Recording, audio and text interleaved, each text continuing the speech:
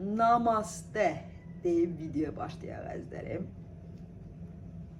Hind sözündən olaraq salamlama birbaşa insanın ruhuna çağırılır. Harda ki biz namaste deyirik və xüsusən də əllərimiz bu pozisiyada olmağı bizim içimizdəki xüsusi bir kanalı açır. Ruhumuza, zehnimiz birbaşa bizim yüksək mənliyimizə və Tanrı mənbəyinə birləşir. Namaste. Əzizlərim, bugünkü videomuz olacaq sizinlə Əshab-ı Kəhf haqqında. Bu videonu məndən çoxdan da gözləyənlər var, çoxdan da maraqlananlar var. Rəna xanım Əshab-ı Kəhflə bağlı video hazırdırmı? Artıq ərsəyə gəlir əzizlərim. İlk öncə olaraq mən istəyirəm ki, Əshab-ı Kəhf mənim həyatıma nə cür daxil olub, nə cür mən bu yerlə ilk olaraq belə deyək tanış olmuşam. Bunun tarixi ilk öncə olaraq belə deyək də hardasa 8 il əvvəlmi, 5 il əvvəlmi dayanır əzizlərim. İstanbulda yaşadığım dövrlərdə mənim Ali Magiya Akademiyasında olan tələbələrim var, mənim psixologiya kursunda olan tələbələrim var və mən müəllim və terapevt kimi fəaliyyət göstərirəm. Və bizim Ali Magiya kursunun dərsinin içərisində dünyanın güc yerləri ilə işləmək, dünyanın güc yerlərinə birləşmək, oradakı ruhunuzun əzəli zərrəciklərini və yaddaşını özünüzə qaytararaq bu həyatınızda niyə bunlar olmadı puzzle yerinə düşərək insanın həyatında o yanlış baş verir. O yanlış nə? Münasibətimi yaranır, pulumu artır, işimi düzəlir, yox, özünün məişəti, özünün dərki, özünün yolu açılır.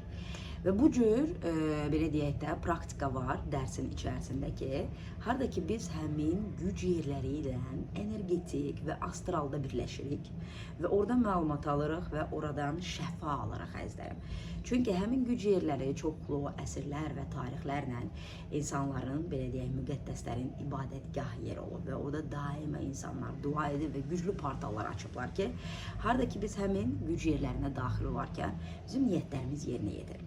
Bu güc yerlərindən biri təbii ki, ilk öncə olaraq hər bir insanın imanına, inamına, necə deyərlər, əsasən bizim bildiyimiz məscidlər mi deyək, kilsələr mi deyək, monastırlar mı deyək və fərqli təbiət qoruqlarından artıq formalaşmış bu tipli insanların, belə deyək də, inanaraq ibadətə getdiyi yerlərdəki güc yerləri deyəcəyik əzizlərim bunlar. Biz bilirik ki, sizlə məscid tipli, belə deyək, kompleks, xristiyan tipli kompleks, monastır tipli komplekslər hər birinin özəlliyi var və tikiliş strukturu, memarlığı, mənaları təbii ki və ən önəmlisi daim orada ibadət edən insanlar. İlk öncə olaraq bu cür təbii, belə deyək də, güc yerləri, qoruqlar, biz bilirik ki, insanların dünyanın, necə deyərlər, 7 möcüzələrindən biri sayılacaq ən birinci Misir ehramları, belə deyək, bilirik ki, keçmiş qədim Misir kahinlərinin, belə deyək də, ibadətgahı, faraonların, necə deyərlər, məzar daşları, amma bunları biz artıq ziyarət edirik və bunlar keçmişdə ən güclü portallar olur və yüksək sivilizasiya, Siriusla və digər sivilizasiyalarla portallar olurlar. Və indi düşünün ki, əgər biz fiziki olaraq bir gün Misirə ziyarət etsək, Misiri gəzsək, bəsirəti açıq olan, qəlbi, çakralara, hər şey açıq olan, yəni reallığı, belə deyək də, intuisiyasının gözlərində görən, şuuraltının dilində görən, Misirdə fərqli şeylər görəcək, fərqli şeylər alacaqdır. Amma yox, bu proseslər onda açıq olmayan və yalnız bu dünya reallığını görə bilən, onun sadəcə tarixini görəcək, monumentallığını görəcək, yəni dəhşətə, vəhşətə gələcəkdir ki, neçə min il bundan əvvəl insanlar nələr yaradıbdı. Və məsəl üçün bu cür tipli biz bilirik ki, Meksikadakı olacaq, belə deyək, Mayaların məbədgahını görürük yenə ehram formasında. Ondan sonra Türkiyənin ərazisində, belə deyək də, biz çoxlu qədim məbədlər, kilsələr və məscidlərin tapıntısını, təbii qoruqların, mənim yaşadığım Bali özü ümumiyyətlə başdan ayağa güc yerləri və təbii, belə deyək, qoruqdan yaranacaq məbədlər və inam yerlərdir. Və bu proseslər, əzizlərim, biz astralda bunu eləyirik ki, harada ki, həmin güc yerlərindən qovuşuruq. Mənim özüm, belə deyək də, materialı hazırlayarkən güc yerlərindən təbii ki, dünyanın əhatəsində deyir, olacaq güc yerlərini aparmaq istəyi gəldi. Amma içimdən birdən qəribə bir istək gəldi ki, Gəl Azərbaycandakı güc yerlərinə müraciət edək də. Yəni bu hər bir şey yaradılışdır və Azərbaycandakı hansı güc yerləri var. Və açdım mənim sevimli Google maxaracım əzizlərim. Google'a böyle bir ad vermişəm Türklər demişkən və yazdım Azərbaycan güc yerləri. Ən birinci çıxacaq Əshab-ı Kəhf gəldi əzizlərim. Və diqqətimi çox belə deyək də çəkdi. Açdım və başladım Əshab-ı Kəhf haqqında oxumağa. Wikipediyadan, Google'dan daxil olaraq açıq nə məlumat var? Bu təbii qoruq abidəsində, bu tarixi, belə deyək də, indiki məscid, ibadət haqqında nə məlumat var? Və oxuduğum məlumatlar, aldığım məlumatlar hər biriniz girib oxuya bilərsiniz. Təbii ki, bəsirəti açıq olan insan oxuyarkən ona artıq fərqli məlumatlar gəlir, puzzlelar yerindən düşür və həmin yerlə birləşir, qovuşur, özünün hansı ruhi bir xidmətlərini xatırlayır.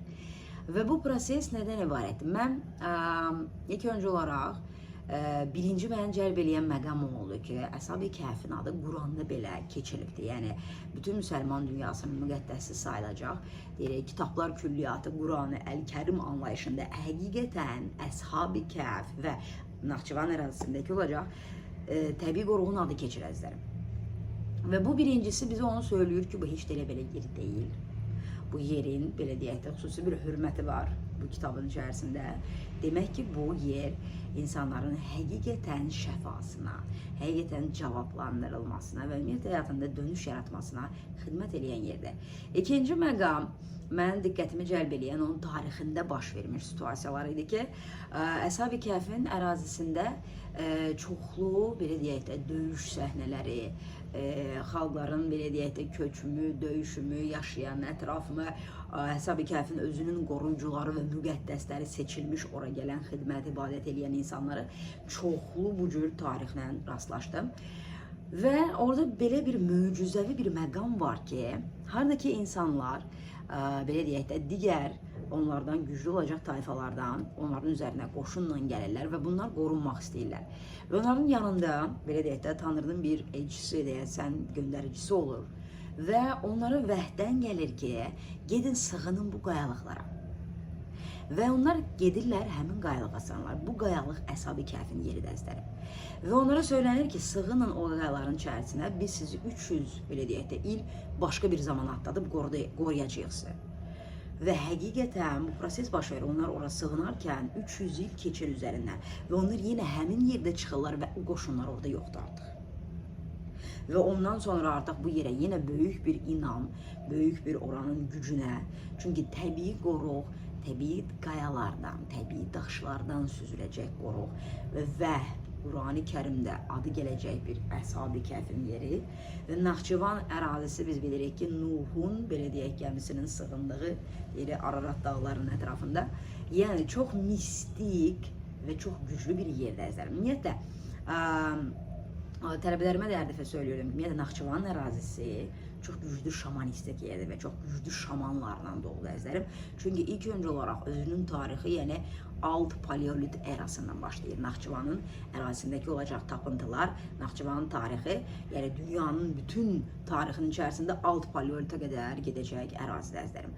Ona görə də çox qədim və mistik bir yerdir. Biz hələ buranın tarixini tam bəlkə də, belə deyək də, mistik tarixindən xəbərimiz yoxdur, təəssüf olsun. Və nə əzizlərim? Və Əshab-ı Kəhf haqqında artıq məlumatları aldım və ondan sonra artıq özüm meditativ, astralda oturdum ki, həmin yerin enerjisi ilə birləşməyə, həmin yerlə söhbət etməyə ki, nə cür sən mənim həyatıma gəldi, nə cür sən səsləndin, tık Google'dan girərək və Azərbaycanda yaşayaraq isə mənim ümumiyyətlə bu yer haqqında bu qədər məlumatım yox idi. Və əzizlərim, ilk öncə olaraq astral məqamda daxil olarkən birinci qarşılaşdığım mavi işıq. Ən güclü, ağla mavi işığın qarışığı formasında, arxamda dünya arkamını görürsünüz. Bax, bundan da açıq formada mavi rəngdə işıq. Və birinci möhtəşəm qorunma. Yəni, mənim ora yaxınlaşmağım və mənim onun kənardan izləməyim, çünki astralda biz güc yerlərindən işləyərkən müəyyən ardıcıllıq var, müəyyən disiplin var ki, həmin güc yerindən işləməlisən ki, səni vurub çələ atmasınlar, necə deyərlər. Məni anlayanlar anlayır. Mavi ışığın içərisində ətrafında güclü baş mələklər tərəfindən qorunduğu və yüksək Mikail mələyin enerjiləri var idi əzizlərim. Digər məqam, mən ora artıq daxil olmaq istəyərkən avtomatik oranı qoruyanların ətrafına yığılmağı. Bu məqamda insanın niyyəti önəmlidir ki, sən bura nəyə görə daxil olursan, nə?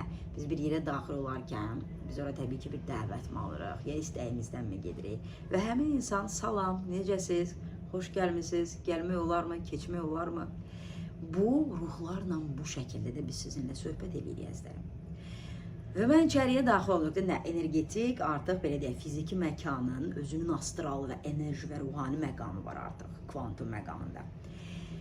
İçəriyə daxil olduqda ilk öncə olaraq əzizlərim, çoxlu ruhlar, həddindən artıq, çox, belə deyək, oranın işçiləri mi deyim, oranın qoruyucuları, keşikçiləri mi deyim, orada doğulub, yaşayıb, orada xidmət edib, yenə burada astralda, energetik burada xidmət edənlər mi? Başa düşürsünüz, çoxlu ağ libasədə, ağ paltar geyimlərdə ruhlar, hamısı deyək, qaynaşıb, qarışqa kimi gəzirlər ətrafda. Və içəriyə daxil olduqda, İlk öncə olaraq hər bir insan, yəni ruhu, cismində və atomik səviyyəsində yaddaşı var. Birincisi, başa düşməyimiz lazımdır ki, bura ruhani məqamdır. Və biz buraya girərkən burada şəfa taparaq. Və hər bir insan özünün səviyyəsinə uyğun, onun üçün şəfa və məlumat açılır, informasiya açılır. Mən özümə açılacaq birinci məqam zaman səyahəti başladı. Zaman səyahətində məqamlar göstərilməyə başladı ki, puzzle şəklində bu. Və mənim özümün oradakı olacaq proseslərim, zamanlar, əsrlər, enerjisel, fərqi yoxdur. Onlar artıq yükləndi və açıldı və mən hiss eləməyə başladım ki, fiziki bədən artıq aktivasiyaya gedir. Mərkəzi çakram açıldı, qəlb çakrası açıldı, saxasılara bütün çakralar, yəni göz çakrası, boğaz, muladhara, Manipura, Svadhisthana hamısı açılıb. Öndən, yuxarıdan, aşağıdan, aurik bədənlər böyüyür və mənlə əməlli başda iş gedir. Və bunu fiziki olaraq da İstanbulda oturaraq hiss edirəm. Və ondan sonra, o proses bitdikdən sonra və görürəm ki, məni aparırlar. Çünki siz orada daxil olarkən sizin üçün orada bir bələdçi qoyulur ki, hansı ki, sizi burada bələdçilik edir. Və o da sizin səviyyənizə görə gəlir, əzizlərim, istəklərinizə, bura gəlmə niyyətinizə əsasən. Sizə kömək edir, yardım edir.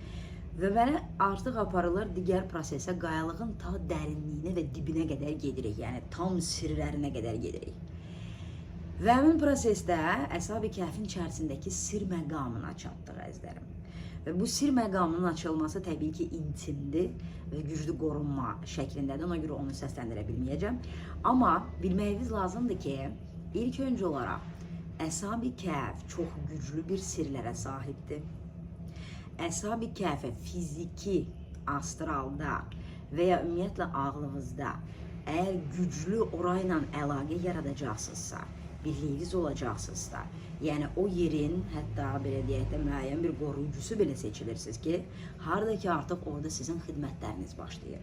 Və bu xidmət nə? Bəzən insanlara həqiqətən onun fiziki ətrafına qədər köçdürə bilər, daxilində xidmətə qədər apara bilər, astraldan olan xidmətə, energetik xidmətə, maddi, mənəvi xidmətə fərqi yoxdur. O yerin yaşaması üçün, o yerin davam etməsi üçün.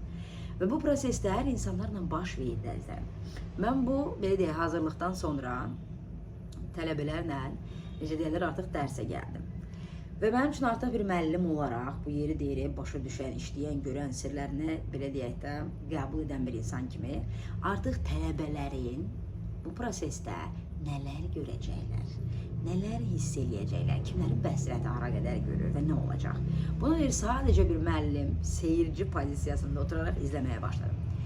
Mən təəccübləndirən o oldu ki, tələbələrim həqiqətən o prosesləri gördülər. O prosesləri yaşadılar və nə cür məni keçirtmişdilər, eyni ilə sinxron, hər kəs o şəkildə keçdəzlər. Astral və energetik. Və ondan sonra hər kəsin içərisində bir Əshab-ı Kəhfə sevgi yarandı. Kimlərsə həqiqətən ziyarətə getdilər orana, niyyət belə deyək, yəni haradakı siz niyyətinizi bildirirsiniz və ora mütləq cavab verirsiniz əzizlərim. Niyyətləri yerinə yetdi və bu yerlə əlaqə, yaddaş bərpa olundu əzizlərim.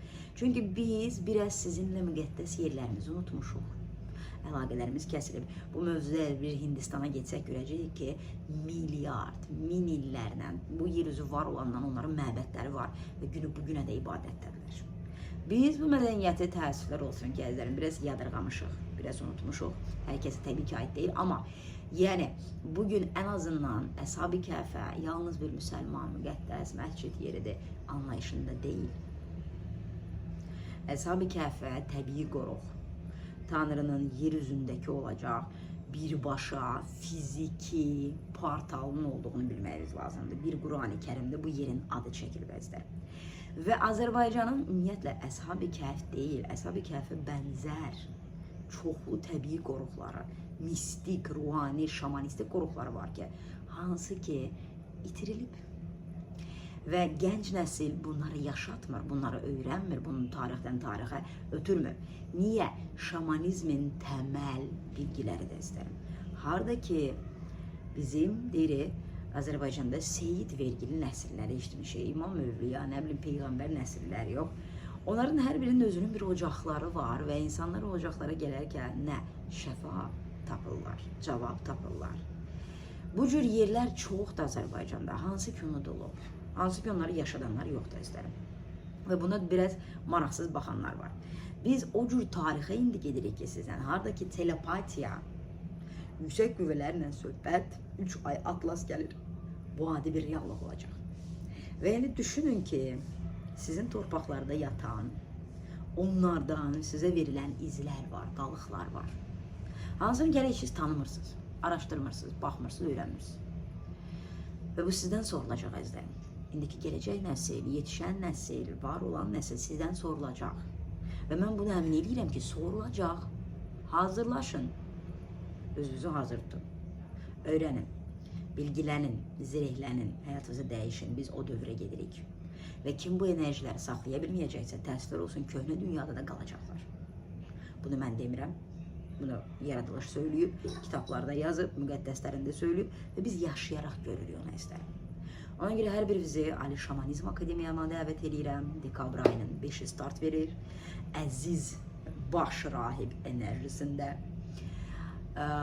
Türkiyədən dəvət olunmuş Türk hocası, şaman ustadı Özlem Hoca ilə birlikdə və bizim ilk şaman layihəmiz olacaqdır ki, həqiqətən Anadolu türklərinin, Oğuz türklərinin, Azəri, İran fərqi yoxdur, Türkmən türklərinin və şamanlarının bilgilərini yenidən sizlərə təqdim etmək üçün əzizlərim, sizi bilgiləndirmək üçün və həqiqətən həyatınızda onun möcüzələrini və gözəllik və xoşbəxtliyini yaşamaq üçün. Öpürəm sizi və ümidvaram ki, Əshab-ı Kəhf sizin üçün başlanğıc olacaq. Özünüzə geri dönməyə, xatırlamağa və bu yerləri canlandırmağa ki, onların xeyrini alasınız. Öpürəm sizi, növbəti videolarda görüşənə qədər. Rəylərdə aktiv oluruq, kanala abunə oluruq və bu videonu paylaşırıq ki, maksimal hər kəs Əshab-ı Kəhfi anlaya bilsin.